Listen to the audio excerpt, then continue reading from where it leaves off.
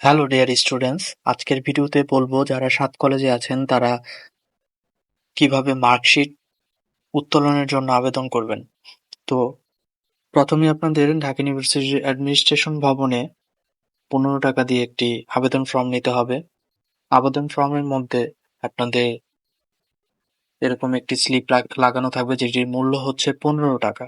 এই আবেদন ফর্মটি সংগ্রহ করতে হলে আপনাকে ১৫ টাকা দিতে হবে ঢাকা ইউনিভার্সিটি অ্যাডমিনিস্ট্রেশন ভবনে গিয়ে।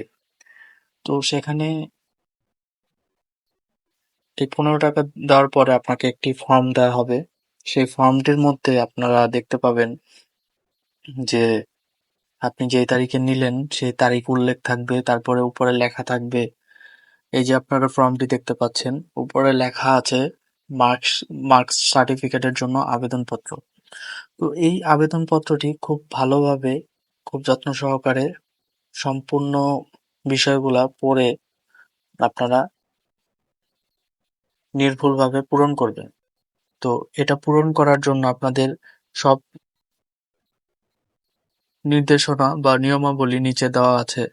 তো আপনারা দেখতে পাচ্ছেন অধিভুক্ত কলেজ এর জন্য আপনাদের ৪৫০ টাকা দিতে হবে। তো এই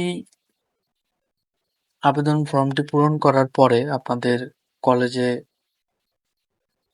যার যার কলেজের অধ্যক্ষ থেকে সত্যায়িত করিয়ে নিতে হবে।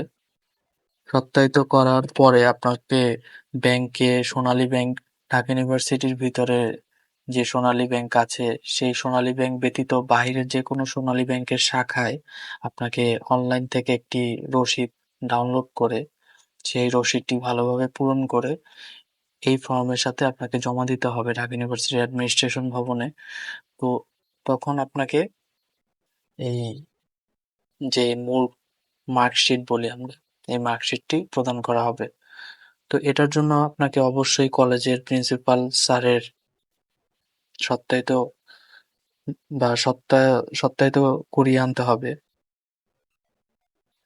আর আপনারা এই নিচের নিয়মাবলী বা নিয়মাবলীগুলো পড়লে আপনারা সহজেই বুঝতে পারবেন যে কি কি দরকার। আর এখানে আমি এই ছবিটা দিয়ে দিলাম, তো আপনারা এই ছবিটার সাথে মিলিয়ে কি কি মানে রিকোয়ারমেন্ট এগুলো আপনারা দেখে নিতে পারেন।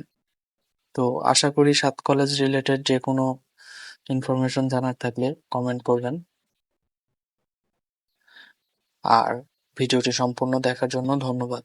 আর সাবস্ক্রাইব করে রাখলে আপনারা পরবর্তী যে কোনো ভিডিও দেওয়ার সাথে সাথে আমার চ্যানেলের মধ্যে প্লে লিস্টের মধ্যে ঢুকলে তো ৭ কলেজ রিলেটেড ভিডিও পাবেন। তো ওইগুলোর মধ্যে আপনারা দেখলে আশা করি উপকৃত হবেন। ধন্যবাদ সবাইকে ভিডিওটি দেখার জন্য।